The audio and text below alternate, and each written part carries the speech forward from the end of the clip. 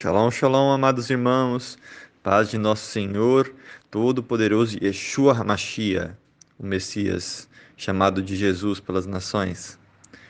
Amados e queridos, queria compartilhar com vocês uma palavra referente à porção da semana, Cora, que se refere a uma rebelião de um parente próximo de Moisés,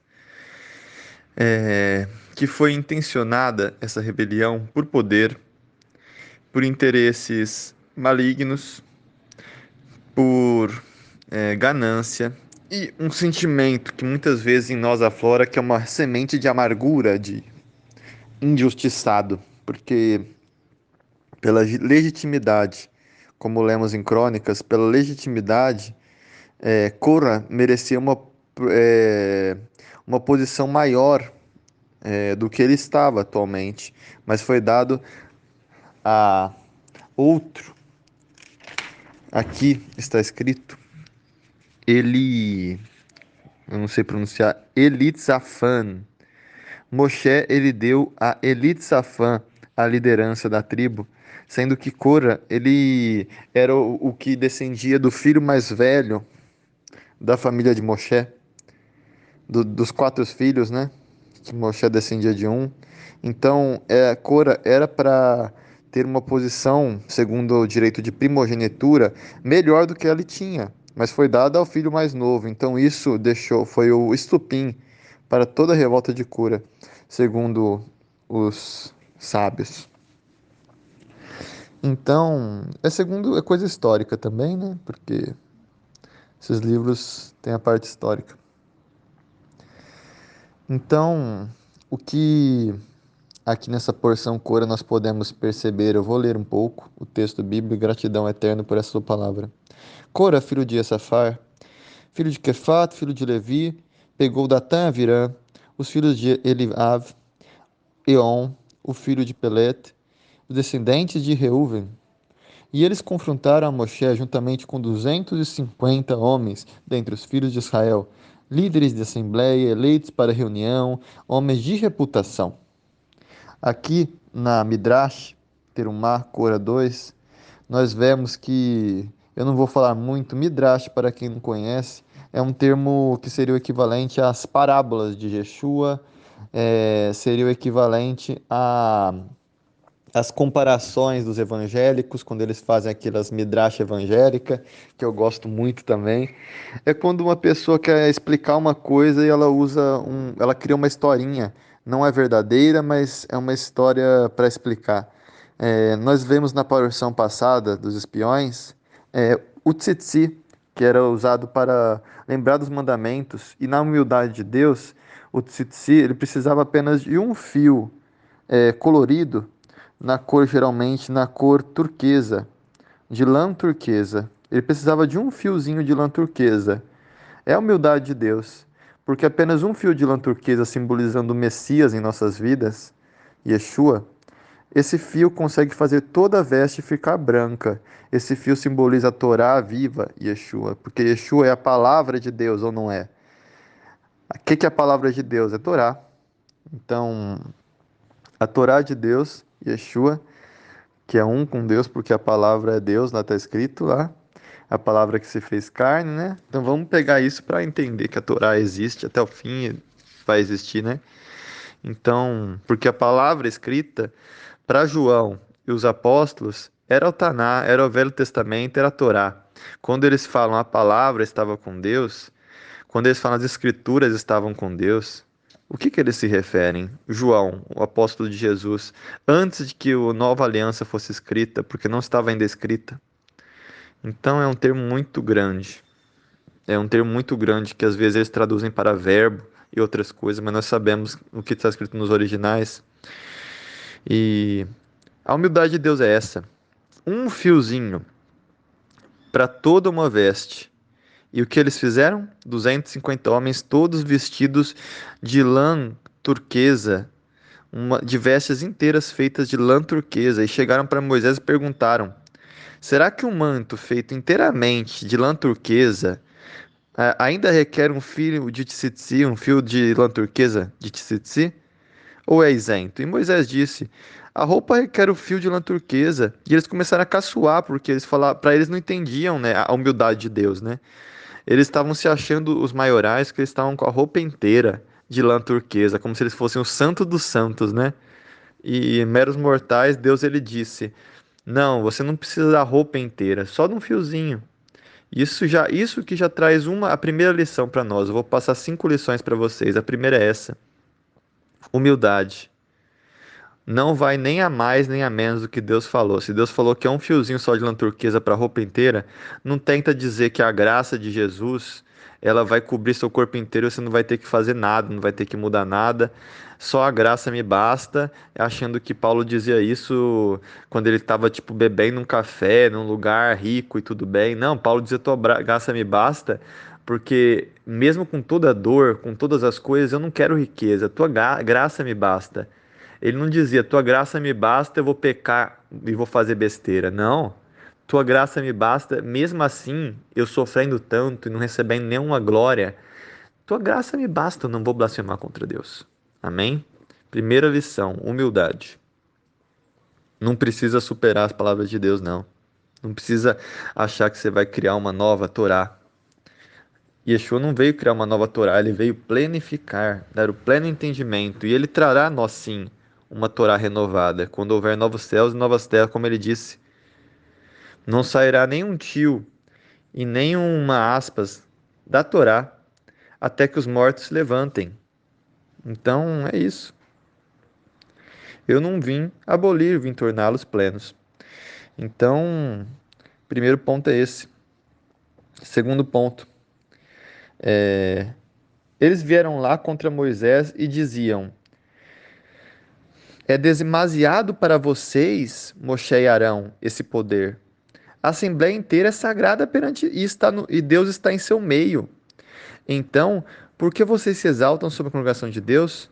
E aqui no comentário, nós vemos que eles estavam querendo dizer: vocês tomaram uma grandeza muito grande para vocês, não estão querendo repartir, né? E eles estavam dizendo: todos nós ouvimos os mandamentos que saíram da boca de Deus no Sinai. Então eles são santos também. E eles disseram também: nós ouvimos no Sinai, igual vocês, que eu sou Hashem, seu Deus. Então eles também são santos. Esse era o argumento deles, porque eles ouviram a palavra de Deus, eles eram santos, igual Moshe. Esse é o argumento deles. Nós ouvimos também no Sinai Deus ele falarem as 10 palavras. Então nós, sendo homens de renome, somos santos igual vocês. Por que você, Moisés, é melhor do que a gente? E você está nessa posição que Deus te colocou aí? Porque Deus também, ele falou conosco da mesma forma lá no Sinai. Olha a arrogância.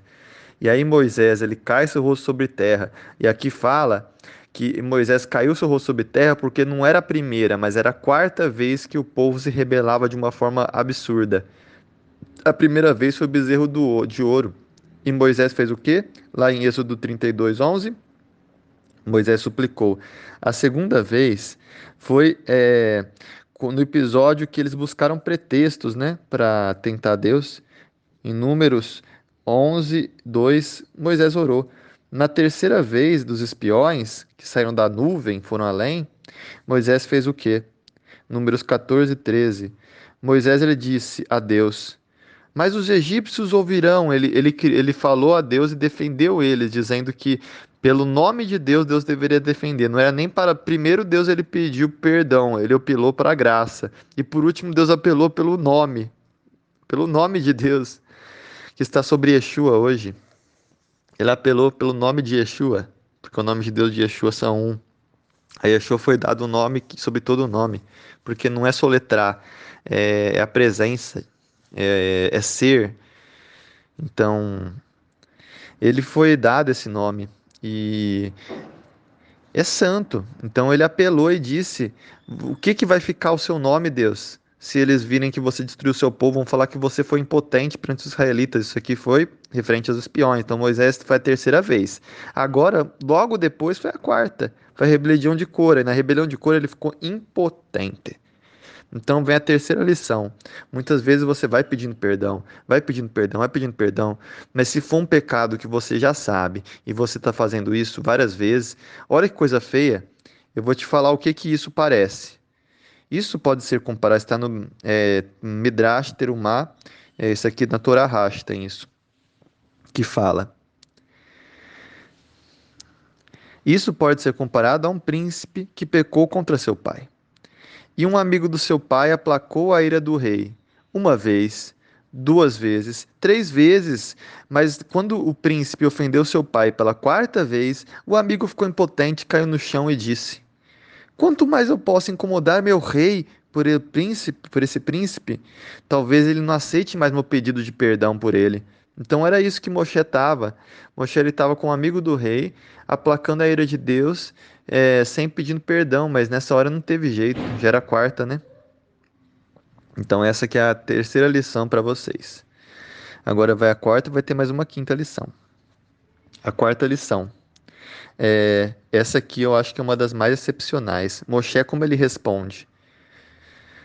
Pela manhã, Deus fará conhecido quem é seu e quem é sagrado, e ele os atrairá para perto dele. Ele atrairá aqueles a quem escolheu para perto de si. Então, essa lição, que é uma lição muito forte, atrairá para ele aqueles para perto de si. Essa lição é referente a o que Moshe ele disse no comecinho, pela manhã. Então Moshe poderia ter dito, essa quarta lição, ele poderia ter dito assim: Deus vai se revelar agora e ele vai trazer uma torrente de glória e vai mostrar que você não pode mexer com um servo de Deus, senão vai abrir o chão e vai engolir vocês todos. É o que muitos líderes religiosos fazem e usam esse verso de cura para qualquer pessoa que se rebela contra eles. Não mexe com o ungido de Deus e não sei o que.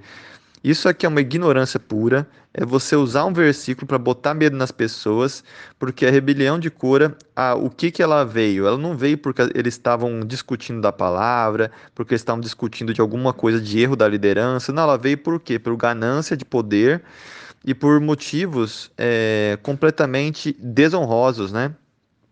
Que poderiam ter sido aplacados em uma conversa tranquila, mas já veio com uma soberba pura. Vieram todos na soberba, dizendo que eles eram santos iguais Moshe, e não reconhecendo sua posição, né? Então, foi uma soberba pura, não teve nada de motivos nobres, não. Então, o que acontece? Ele não disse agora, ele disse pela manhã Deus fará conhecido quem é. E aqui nós entendemos que pelo Medrash Terumá, agora é o momento da embriaguez. Para nós é impróprio aparecer diante de Deus. Então, estava no momento mais tarde, estava todo mundo com os ânimos elevados. Então, Moisés, é aquela hora que você está bravo, aquela hora que você recebe uma notícia muito forte e você não quer, pela sua sabedoria, você fala, não vou falar agora. Se eu for falar agora, vai sair besteira. Então, você fala, pela manhã a gente conversa, viu, irmão? Pela manhã a gente conversa melhor. Agora eu não estou num bom momento. Então Moisés disse: pela manhã Deus fará conhecido quem é seu e quem é sagrado.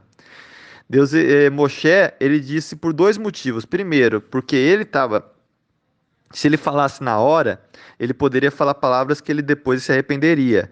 E o segundo motivo foi que a intenção verdadeira de Moisés era ganhar tempo, era demorar, como está escrito na Midrash Terumá, com a esperança de que assim eles repensassem e se arrependessem. Então Moisés ele quis ganhar tempo, tanto que Moisés foi na tenda de Cora e falou para ele depois, foi falar com ele para ver, repense, repense, meu irmão, não faça isso. Então, essa aqui é a quarta lição. Não fale as coisas na hora, ganhe tempo. Ganhe tempo para a pessoa se arrepender e para você tomar também a melhor decisão. Falar com as melhores palavras possíveis. Para você, inclusive, orar a Deus pedindo sabedoria. Amém? Quarta lição. E a quinta e maior lição de todas vai ser essa. Moshe, ele falou que Deus vai fazer conhecido quem é sagrado, quem que é santo e quem não é. quem é escolhido para Deus e quem é longe de Deus, quem que ele vai atrair para perto dele, e quem que ele vai destruir, né? Então, o que é isso? Agora vamos lembrar do começo. Para Cora e os que estavam lá, segundo aqui os comentários, nós vimos que o motivo deles acharem que eles eram santos sagrados era porque, como Moisés, eles ouviram as palavras de Deus. O único motivo deles serem santos e sagrados era o quê? Nós ouvimos também as palavras de Deus, nós ouvimos os mandamentos, nós ouvimos todas essas coisas, ouvimos a Torá, os mandamentos menores, os mandamentos maiores, todas as instruções de Deus, todas as histórias da palavra, ouvimos tudo, igual você, nós ouvimos da própria boca de Deus os 10 mandamentos. E Deus disse: Eu sou o Senhor teu Deus, não só para você, mas para nós também. Nós ouvimos a boca dele dizer no Sinai estas coisas. Então, para eles, a fé deles se baseava em ter ouvido. Porém, para Moshe, a fé e a santidade não era só do ouvir, mas como Yeshua, nosso Senhor, ele diz, como Jesus diz. A fé pode até vir do ouvir a palavra de Deus. Isso aqui Pedro diz, mas Yeshua diz: aquele que apenas ouve minhas palavras, mas não as aplica, é como aquele que constrói sua casa na areia. Então, para Moshe, a santidade era não só ouvir, mas obedecer. E isso que Deus mostraria para eles, porque se eles estivessem ouvindo e obedecendo, eles não teriam agido desta forma, desrespeitando a autoridade. Teriam feito agido de uma forma diferente, sem reunir tantas pessoas. Se Coré que estava ofendido, por que que ele falaria com tantas pessoas ao mesmo tempo e juntaria todos eles, milhares de pessoas contra Moisés? Então é isso. E o mais importante de tudo, os motivos de Cora, que não eram motivos nobres na palavra ou em algum motivo que realmente faz sentido, né? Então, aquele que obedece à palavra é santo. Aquele que apenas ouve, apenas é mais culpado. Então, não busquemos conhecimento. Eu falo isso para todos os irmãos que estão comigo, que estão em outras caminhadas, mas todos em Yeshua, em Jesus, irmãos amados. Não buscamos apenas o conhecimento, estudo, para provar que eu sou mais santo que você, para provar que eu estou certo e você está errado. Sai disso. Isso é coisa de homens, religiões de homens, isso aqui é doutrina de homens. Porque Cora, ele disse muito bem que ele era a congregação de Elohim. Ele disse: Por que vocês se exaltam sobre a congregação de Deus? Como se ele estivesse dizendo, eu vou traduzir aqui para vocês, porque o termo congregação pode ser igreja. A assembleia inteira é sagrada e Deus está no meio dela. Então, por que vocês se exaltam sobre a igreja de Deus? Entenderam? Era isso que Cora estava dizendo. Por que vocês se exaltam sobre a igreja de Deus? E Moisés, ele disse o que para Cora? Pela manhã, meu amigo, pela manhã, meu irmão, Deus fará conhecido quem é sagrado e quem não é. Quem está com Deus e quem não está. Porque quem está com Deus obedece a Ele. E não tem esse espírito, né? Esse espírito de ganância, de poder. Porque pelos espíritos a gente conhece, pelas atitudes, pelos frutos da pessoa a gente conhece quem é quem. Como Yeshua disse. Amém, amém. Shalom, shalom, amados. Um ótimo dia. Que o Eterno vos abençoe com esta palavra como tem me abençoado. E por fim, nós sabemos o triste fim de Cora. Ele queria ser santo, palavra pacato, que você planta, você colhe. Ele queria ser santo como Moisés, ele queria ter o poder, a posição de Moisés. Nós sabemos aqui na Midrash, fala também, Terumá, mesmo Midrash, que eles queriam ser santos, eles queriam ter essa posição, né, de poder, junto com a Arca da Aliança, com a Torá, onde Moisés estava, né? Entrar no Santo dos Santos, como Arão entrava. Eles queriam isso. E de uma forma ou de outra, nós sabemos que eles entraram, né? Porque no final das contas, se eu não me engano, quando eles foram destruídos, o que sobrou deles de metal, das vestes que eles estavam usando, foi usado para fazer o incensário, né? Foi usado, né? Então, no final das contas, o que eles estavam falando que eles queriam ser santos, eles se tornaram santos, porque o que é mais santo do que o incensário, do que essas coisas, os itens da arca, né? Eles foram literalmente santificados. Quando o fogo foi sobre eles, quando a terra se abriu, isso tudo tornou eles realmente santificados. Só que a que preço? Ao preço de serem completamente destruídos, né? Porque Deus vai santificar todas as coisas, algumas com a destruição e algumas vão restar, porque estão na palavra de Deus. Porque céus e terras passarão, menos a palavra, e se estivermos na palavra, restaremos. Shalom.